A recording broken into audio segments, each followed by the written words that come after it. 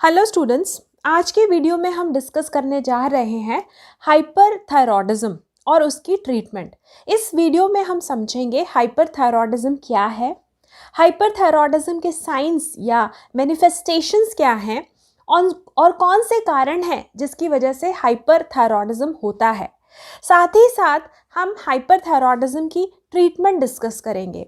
Treatment में हम discuss करेंगे pharmacology of thyroid inhibitors, then pharmacology of radioactive iodine, that is iodine 131, thyroidectomy and symptomatic treatment of hyperthyroidism. Now जैसा कि हम जानते हैं थायराइड ग्लैंड एक बटरफ्लाई की शेप का एंडोक्राइन ग्लैंड है जो कि गर्दन के रीजन में लोकेटेड है।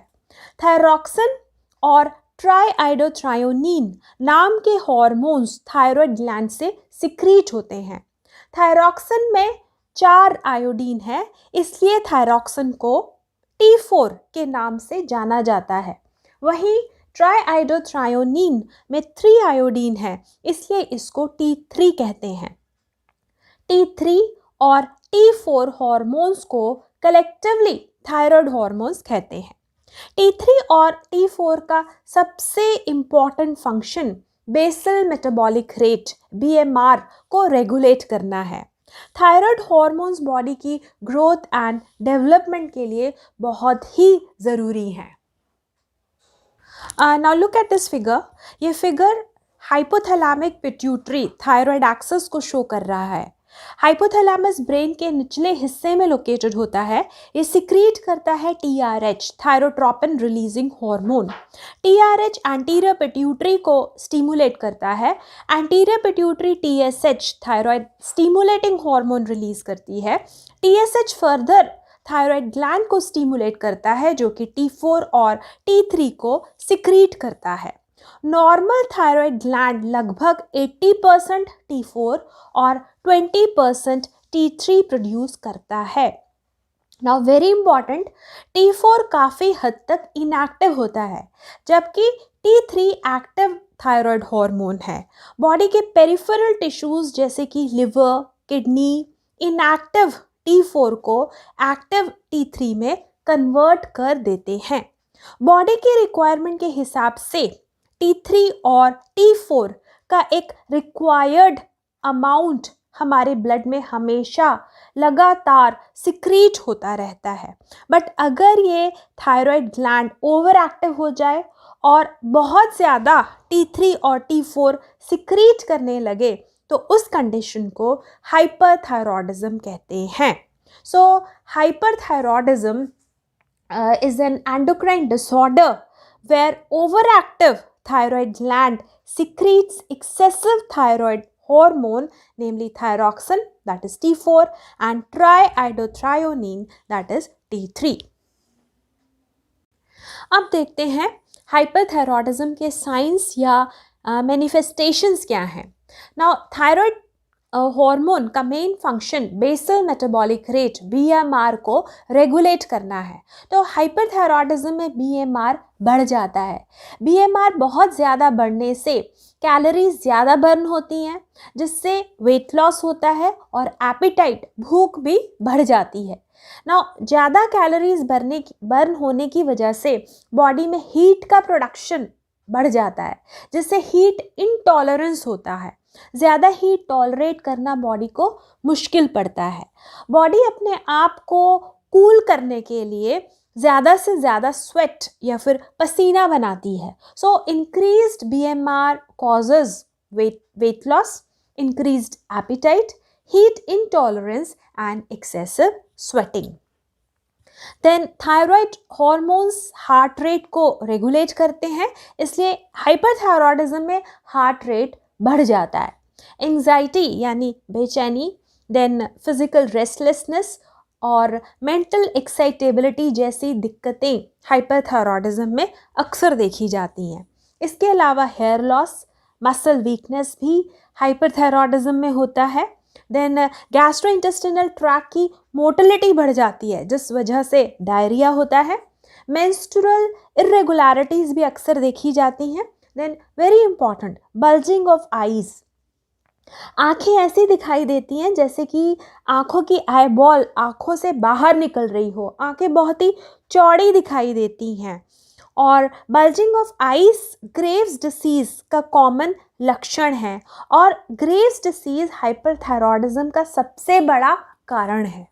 देन हाइपरथायरॉयडिज्म से ज़्यादातर थायराइड ग्लैंड का साइज बढ़ जाता है और ये गर्दन में लटका हुआ दिखाई देता है, और इसको घेंगा भी कहते हैं या फिर ग्वाइटर कहते हैं। So enlargement of thyroid gland is termed as goitre और घेंगा। तो ये सारे हाइपरथायरॉयडिज्म के कॉमन साइंस या फिर मैनिफेस्टेशंस हैं।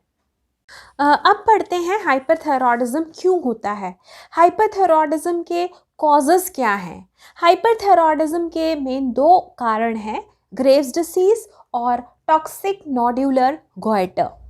ग्रेव्स डिसीज हाइपरथायरॉयडिज्म का सबसे ज़्यादा कॉमन कॉज है।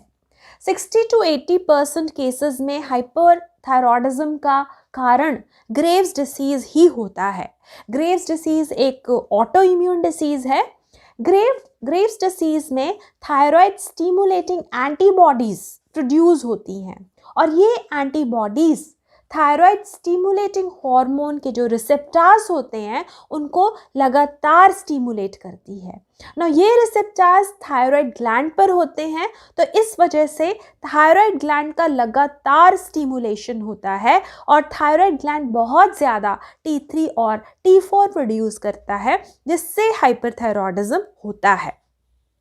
नाउ ग्रेव्स डिसीज के लगभग 30% पेशेंट्स में आई डिसीज होती है, जिसको एक्सोथैलेमस कहते हैं।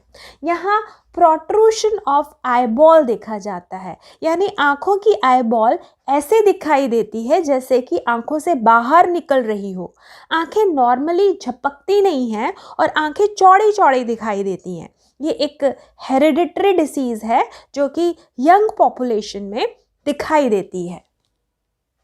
हाइपरथायरॉयडिज्म का दूसरा इंपॉर्टेंट कॉज है टॉक्सिक नोड्यूलर गॉइटर। गॉइटर यानी थायराइड ग्लैंड का साइज बढ़ जाता है, वो गले में लटका सा दिखाई देता है। टॉक्सिक माने T3 और T4 का प्रोडक्शन बढ़ जाता है। नोड्यूल्स गांठों को कहते हैं। जब कुछ थायराइड सेल्स की ज़्यादा ग्रोथ हो जाए तो ये सेल्स एक गांठ का आकार ले लेते हैं। टॉक्सिक नोड्यूलर गॉइटर डिसीज में थायराइड ग्लैंड में थायराइड नोड्यूल्स या फिर गांठें बन जाती हैं, जो कि बहुत ज़्यादा T3 और T4 प्रोड्यूस करने लगती हैं, जिसकी वजह से हाइपरथायरॉयडिज्म होता है।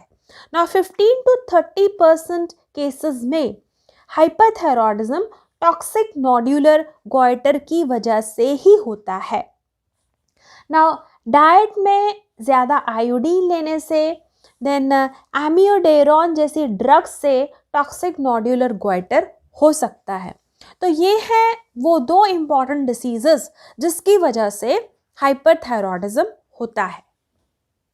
अब समझते हैं मैनेजमेंट ऑफ हाइपरथायरॉयडिज्म। हाइपरथायरॉयडिज्म की ट्रीटमेंट के 3 मेन तरीके हैं। पहला है medical therapy, that is the use of drugs called as thyroid inhibitors. दूसरा है surgery, that is subtotal thyroidectomy.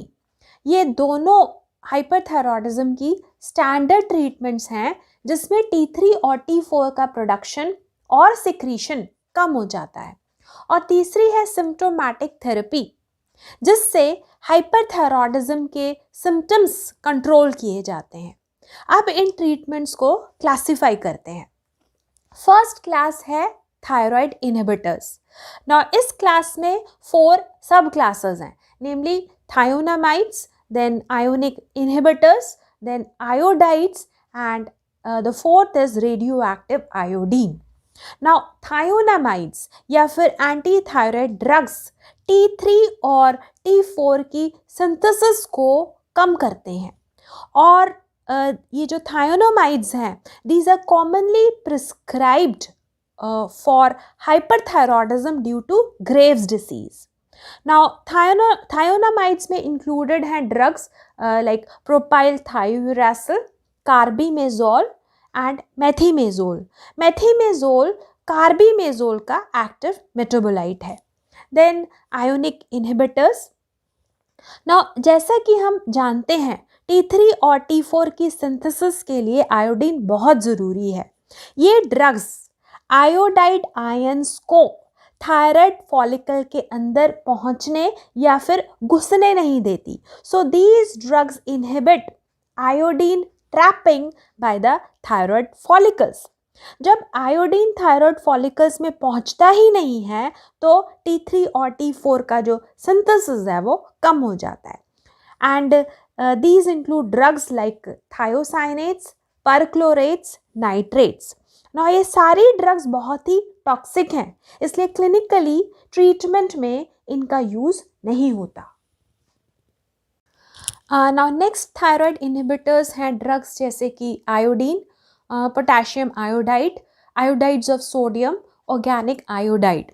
ये ड्रग्स थायराइड फॉलिकल से T3 और T4 को ब्लड में रिलीज नहीं होने देती. So these drugs inhibit release of T3 and T4 from thyroid follicles in the circulation. Next is radioactive iodine, that is iodine 131.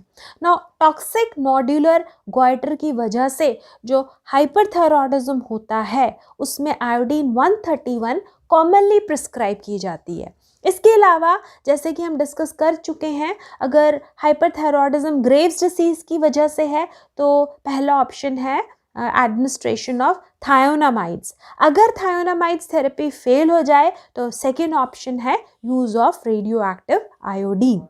Now drugs के अलावा hyperthyroidism को ट्रीट करने का दूसरा तरीका है थायराइड सर्जरी. इसमें होता है सब टोटल थायराइडेक्टमी. पूरा थायराइड ग्लैंड रिमूव नहीं किया जाता, थायराइड का कुछ पार्ट सर्जरी से रिमूव कर दिया जाता है ना. इससे ये बेनिफिट मिलता है कि T3 और T4 का सिक्रीशन पहले से तो कम हो जाता है पर उतना रहता है जितना कि बॉडी के लिए रिक्वायर्ड है. तो ये है स्टैंडर्ड और definitive treatment of hyperthyroidism, use of drugs and surgery. ना इसके बाद है सिम्टोमैटिक थेरेपी. ना हाइपरथायरॉयडिज्म के सिम्टम्स जैसे कि increase heart rate, palpitation, anxiety, tremor को कंट्रोल करने के लिए beta adrenergic blockers for example propranolol को यूज़ करते हैं. अगर बीटा एड्रेनर्जिक ब्लॉकर्स कॉन्ट्राइंडिकेटेड हो तो कैल्शियम चैनल ब्लॉकर्स जैसे कि डिल्टियाज़म, वरापामिल यूज़ कर सकते हैं. तो ये हैं ट्रीटमेंट मोडालिटीज़, वो ट्रीटमेंट के तरीके जिससे कि हाइपरथायरॉयडिज्म को मैनेज किया जाता है. अब हर एक ट्रीटमेंट को डिटेल में समझते हैं. सबसे पहले समझते हैं pharmacology of thyroid inhibitors, that is pharmacology of thionamides, potassium iodides and radioactive iodine, that is iodine 131. Now thionamides और पोटेशियम आयोडाइड्स का मैकेनिज्म ऑफ एक्शन समझने के लिए ज़रूरी है कि हमें T4 और T3 की सिंथेसिस पता हो. तो जल्दी से एक बार T3 और T4 की सिंथेसिस देख लेते हैं. नाउ T3 और T4 की सिंथेसिस इन थायराइड फॉलिकल्स में होती है. हर फॉलिकल की पेरिफेरी पर होते हैं क्यूबॉइडल सेल्स और बीच में होता है ल्यूमन. ल्यूमन एक स्टिकी फ्लूइड से भरा रहता है और इस स्टिकी फ्लूइड को कहते हैं colloid. Now look at this chart. ये थायराइड फॉलिकल का जूम्ड व्यू है. ये है एक क्यूबॉइडल सेल और ये है lumen. TSH thyroid stimulating hormone anterior pituitary से ब्लड में सिक्रीट होता है. TSH रिसेप्टर से बाइंड करता है जिससे थायरोग्लोब्युलिन की सिंथेसिस होती है. थायरोग्लोब्युलिन में ये टायरोसिल रेजिड्यूज हैं. इस पूरे स्ट्रक्चर को कहते हैं थायरोग्लोब्युलिन और ये हैं टायरोसिल रेजिड्यूज. ना इन टायरोसिल रेजिड्यूज के ऊपर T3 और T4 का सिंथेसिस होता है. ना थायरोग्लोब्युलिन क्यूबॉइडल सेल से ल्यूमन में रिलीज हो जाता है. ना आयोडीन T3 और T4 की सिंथेसिस के लिए बहुत ही ज़रूरी है. ना दिस सोडियम आयोडाइड ट्रांसपोर्टर ये ब्लड में से आयोडाइड आयंस को क्यूबॉइडल सेल के अंदर ट्रांसपोर्ट कर देता है और आगे पैंडेरिन इन आयोडाइड आयंस को क्यूबॉइडल सेल्स में से ल्यूमन में ट्रांसपोर्ट कर देते हैं. Now very important, thyroid peroxidase enzyme iodide ions को ऑक्सीडाइज करता है और आयोडीन प्रोड्यूस होता है. नाउ ये आयोडीन टायरोसिल रेजिड्यूज को का आयोडीनेशन करता है जिससे कि डाईआयोडोटायरोसिन और मोनोआयोडोटायरोसिन प्रोड्यूस होते हैं. इसके बाद नेक्स्ट स्टेप है कपलिंग. कपलिंग में दो डाईआयोडोटायरोसिन कपल करके थायरॉक्सिन या फिर T4 बनाते हैं और one diiodotyrosine and one monoiodotyrosine couple होकर ट्राईआयोडोथ्रायोनिन या फिर T3 बनाते हैं. So coupling produces T4 and T3. Now coupling के लिए भी थायराइड परऑक्सीडेज एंजाइम ज़रूरी है. Now this T3 and T4 are synthesized on this thyroglobulin molecule. So now this thyroglobulin molecule is termed as thyroglobulin complex. अब ये thyroglobulin complex lumen से cuboidal cell में transport हो जाता है by the process of endocytosis. Next step है proteolysis. Now lysosomal enzymes T3 और T4 को थायरोग्लोबुलिन कॉम्प्लेक्स से कट करते हैं और फाइनली T3 और T4 प्रोड्यूस होता है और वो ब्लड में रिलीज हो जाता है. ना एक और इम्पॉर्टेंट पॉइंट जो पहले भी डिस्कस कर चुके हैं, T4 लार्जली इनएक्टिव होता है और T3 एक्टिव. ना एंजाइम डीआयोडीनेज T4 में से एक आयोडीन रिमूव करके T4 को T3 में कन्वर्ट कर देता है. ना थायोनामाइड्स जैसे कि प्रोपाइल थायोरेसिल, मेथिमेजोल, कार्बिमेजोल एंजाइम थायराइड परऑक्सीडेज को इनहिबिट करते हैं. This blocks the oxidation of iodide ions to iodine and this further blocks iodination of tyrosyl residues. और इसकी वजह से डाईआयोडोटायरोसिन और मोनोआयोडोटायरोसिन नहीं बन पाते. फर्दर कपलिंग का प्रोसेस इनहिबिट होता है जिसकी वजह से T3 और T4 का सिंथेसिस कम हो जाता है. तो इस तरह थायोनामाइड्स T3 और T4 की सिंथेसिस को इनहिबिट करते हैं. Now in addition to this propylthiouracil enzyme deiodinase को इनहिबिट करता है जिसकी वजह से इनएक्टिव T4 एक्टिव T3 में कन्वर्ट नहीं हो पाता. तो ये है mechanism of action of thionamides. Now drugs जैसे कि oral potassium iodide that is Lugol's iodine, then saturated solution of potassium iodide इस एंडोसाइटोसिस के प्रोसेस को इनहिबिट करते हैं. थायरोग्लोबुलिन कॉम्प्लेक्स ल्यूमन से क्यूबॉइडल सेल के अंदर ट्रांसपोर्ट नहीं हो पाता. इन एडिशन टू दिस ये जो ड्रग्स हैं ये प्रोटियोलिसिस के प्रोसेस को भी इनहिबिट करती हैं. T3 और T4 थायरोग्लोबुलिन कॉम्प्लेक्स से कट या फिर सेपरेट नहीं होते और ना ही वो ब्लड में रिलीज होते हैं. इसके अलावा ये ड्रग्स थायराइड ग्लैंड की वस्कुलैरिटी और थायराइड ग्लैंड के साइज को भी कम करती हैं. थायराइड ग्लैंड की वस्कुलैरिटी कम होती है तो थायराइड ग्लैंड में ब्लड का जो फ्लो है वो भी कम हो जाता है. इसीलिए इन ड्रग्स को थायराइड एक्टमी से पहले यूज़ किया जाता है. ये ड्रग्स ब्लीडिंग के चांसेस को कम कर देती हैं. So these are the mechanism of action of potassium iodides and thionamides. Thionamides और पोटेशियम आयोडाइड्स के बाद अब रेडियो एक्टिव आयोडीन 131 का मैकेनिज्म ऑफ एक्शन समझते हैं.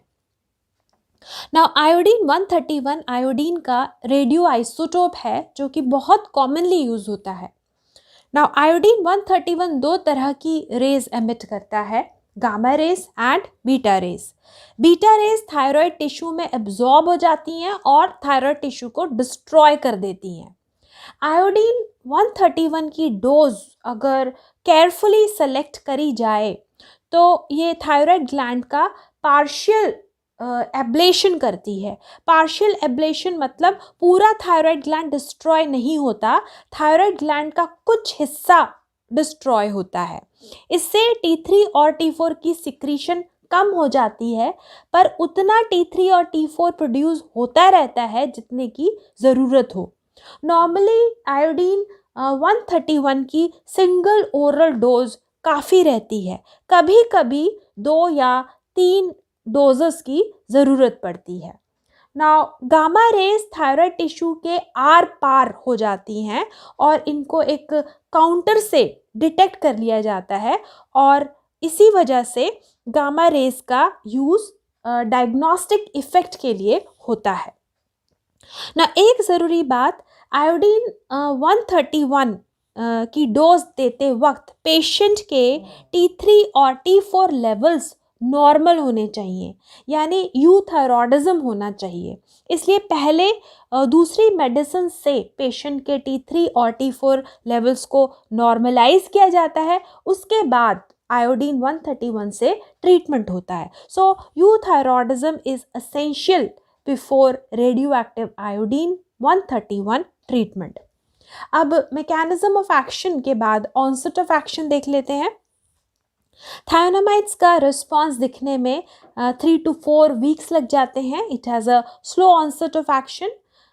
वहीं पर propyl thiouracil has a fast onset of action because propyl thiouracil inhibits peripheral conversion of inactive T4 to active T3 by inhibiting the enzyme deiodinase. Now potassium iodides का rapid onset of action है within a week's time. Then iodine 131 का onset of action भी slow है, effect दिखने में लगभग 2 weeks लग जाते हैं। अब इंडिकेशंस देख लेते हैं ना। पहले इंडिकेशंस ऑफ थायोनामाइड्स। पहली इंडिकेशन है ट्रीटमेंट ऑफ हाइपरथायरॉयडिज्म, स्पेशली जब हाइपरथायरॉयडिज्म ग्रेव्स डिसीज़ की वजह से हो, वहाँ पर थायोनामाइड्स बहुत इफ़ेक्टिव होते हैं। यहाँ पर मेथिमेज़ोल और कार्बीमेज़ोल को प्रेफर करते हैं क्योंकि मेथिमेज़ोल और कार्बीमेज़ोल की हिपैटोटॉक्सिसिटी प्रोपाइल थायोरेसिल के कंपैरिजन में कम होती है। Then next indication is thyroid storm. Thyroid storm एक इमरजेंसी सिचुएशन है। यहाँ पर हाइपरथायरॉयडिज्म के लक्षण एकदम से बहुत ज़्यादा हो जाते हैं और लाइफ थ्रेटनिंग कॉम्प्लिकेशंस भी हो सकती हैं। ना प्रोपाइल थायोरेसिल बहुत फास्ट एक्टिंग ड्रग है क्योंकि ये T4 को T3 में कन्वर्ट नहीं होने देती, इसलिए प्रोपाइल थायोरेसिल को थायराइड स्टॉर्म में यूज़ करते हैं। देन थायोनामाइड्स को आयोडीन 131 की ट्रीटमेंट के बाद भी यूज़ किया जाता है। देन थायोनामाइड्स को आयोडीन 131 और थायराइडेक्टमी से पहले T3 और T4 के लेवल्स को नॉर्मलाइज करने के लिए यूज़ करते हैं, मतलब यूथायरॉयडिज्म अचीव करने के लिए यूज़ करते हैं। क्योंकि आयोडीन 131 और थायराइडेक्टमी तभी परफॉर्म करी जाती है जब पेशेंट के T3 और T4 जो लेवल्स हैं वो नॉर्मल हो। अब समझते हैं इंडिकेशंस ऑफ पोटेशियम आयोडाइड्स। ना ये ड्रग्स थायराइड ग्लैंड में ब्लड फ्लो को कम करती हैं, इसलिए थायराइड ग्लैंड की वस्कुलैरिटी को कम करती हैं। इसलिए इन ड्रग्स को थायराइडेक्टमी से पहले यूज़ करते हैं जिससे सर्जरी के दौरान ब्लीडिंग का रिस्क कम हो जाए। इन ड्रग्स को एज एन एडजुवेंट या फिर एज एन एडिशनल थेरेपी भी यूज़ किया जाता है थायराइड स्टॉर्म के मैनेजमेंट के लिए। देन रेडियो एक्टिव आयोडीन 131 को स्पेसिफिकली तब यूज़ करते हैं जब हाइपरथायरॉयडिज्म टॉक्सिक मल्टीनोड्यूलर गॉइटर की वजह से हो। देन रिफ्रैक्टरी हाइपरथायरॉयडिज्म जिसमें दूसरे ड्रग्स इफ़ेक्टिव ना रहें, वहाँ पर भी आयोडीन 131 का यूज़ होता है. Now special consideration first of thionamides. Thionamides को प्रेगनेंसी में यूज़ किया जा सकता है. नाउ फर्स्ट ट्राइमेस्टर में प्रोपाइल थायोयूरासिल को यूज़ कर सकते हैं. सेकेंड एंड थर्ड ट्राइमेस्टर में कार्बीमेजोल या फिर मेथीमेजोल को यूज़ किया जा सकता है. Then potassium iodides and radioactive iodine, ये दोनों कॉन्ट्राइंडिकेटेड हैं प्रेगनेंसी और लैक्टेशन में. इसके अलावा रेडियो एक्टिव आयोडीन चिल्ड्रन को नहीं दिया जाता जिनकी एज 5 साल से कम हो. फर्दर आयोडीन 131 ग्रेव्स ऑप्थेल्मोपैथी के जो सिम्टम्स हैं उनको और वर्सन कर सकती है, उनको और बढ़ा सकती है.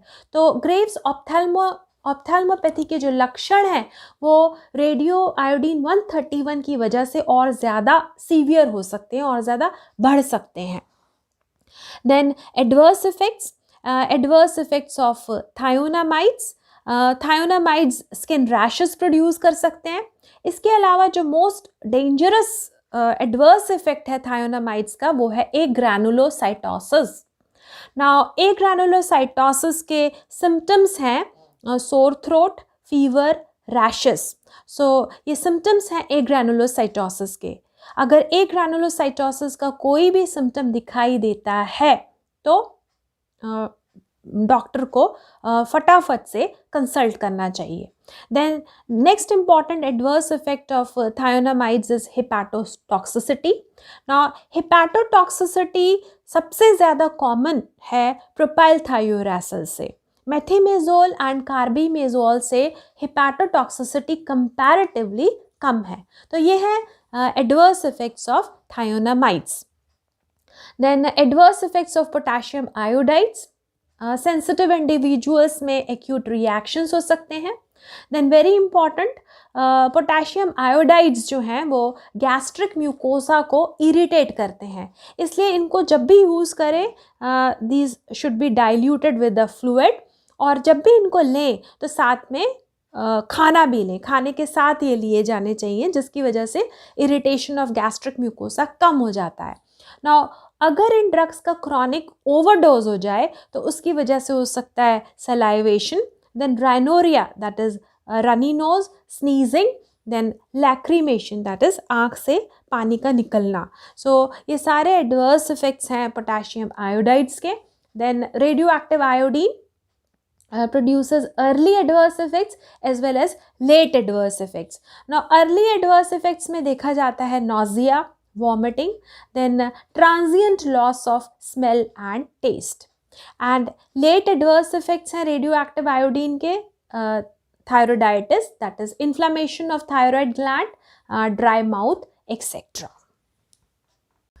नाउ थायराइड इनहिबिटर्स की फार्माकोलॉजी पढ़ने के बाद अब समझते हैं प्रोसेस ऑफ सब टोटल थायराइडेक्टमी. नाउ सब टोटल थायराइडेक्टमी थायराइड ग्लैंड की सर्जरी को कहते हैं. सब टोटल थायराइडेक्टमी में सर्जरी के द्वारा थायराइड ग्लैंड का कुछ हिस्सा रिमूव कर दिया जाता है, पूरा थायराइड ग्लैंड रिमूव नहीं करते. ना इससे T3 और T4 का सिंथेसिस और सिक्रीशन कम हो जाता है, हाइपरथायरॉयडिज्म का ट्रीटमेंट हो जाता है.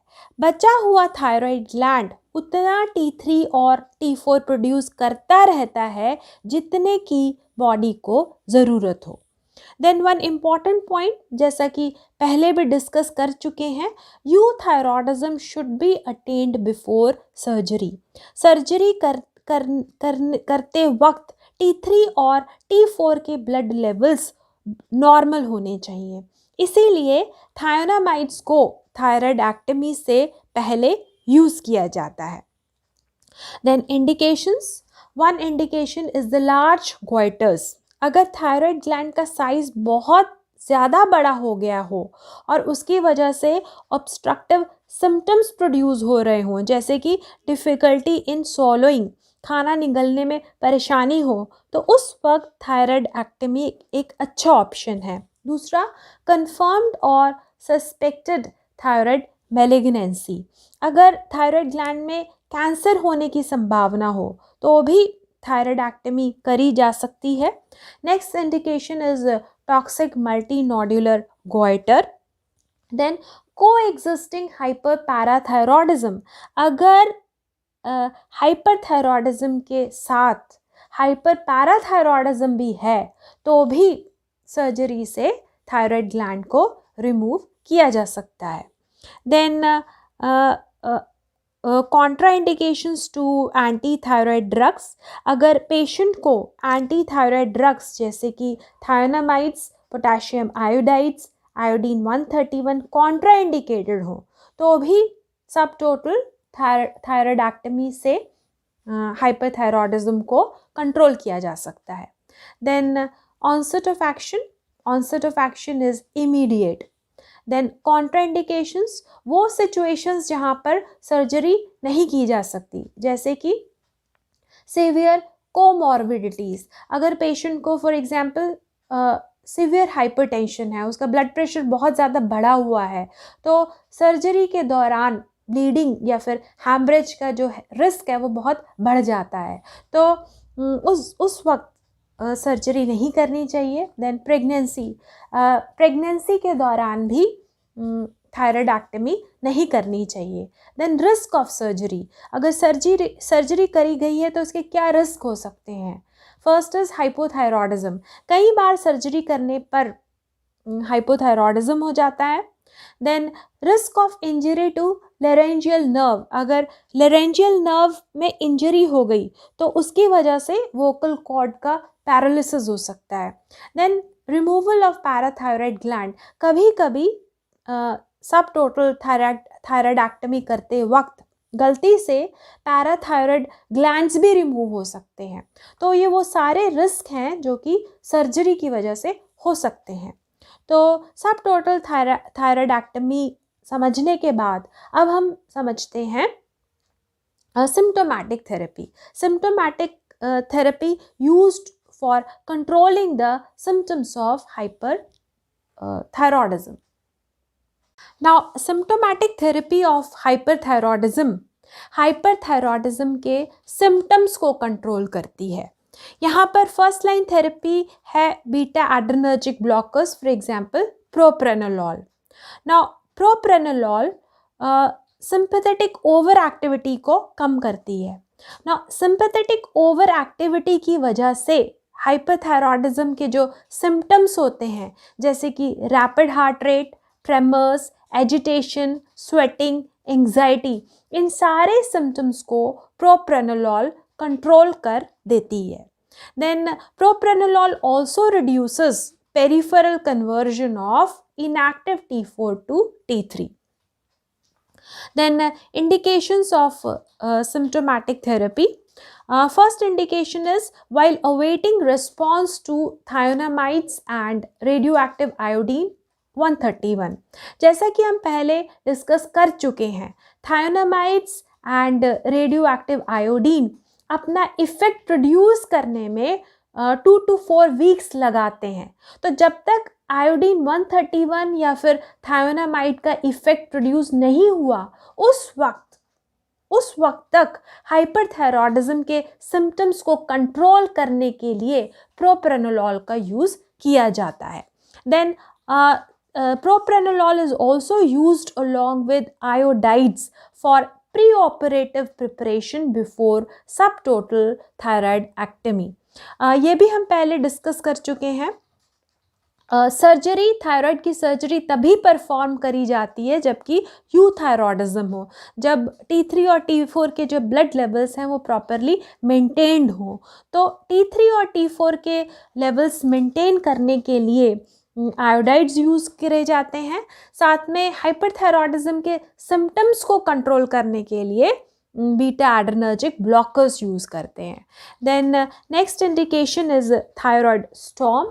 थायराइड स्टॉर्म में भी हाइपरथायरॉयडिज्म के सिम्टम्स कंट्रोल करने के लिए प्रोप्रेनोलॉल को यूज़ किया जाता है. नाउ उन पेशेंट्स में जहाँ पर बीटा ब्लॉकर्स कॉन्ट्राइंडिकेटेड हो, फॉर एग्जांपल एस्थमेटिक पेशेंट्स, वहाँ पर कैल्शियम चैनल ब्लॉकर्स लाइक वरापामिल, डिल्टियाज़म को यूज़ किया जा सकता है. So this is all about hyperthyroidism and it's treatment.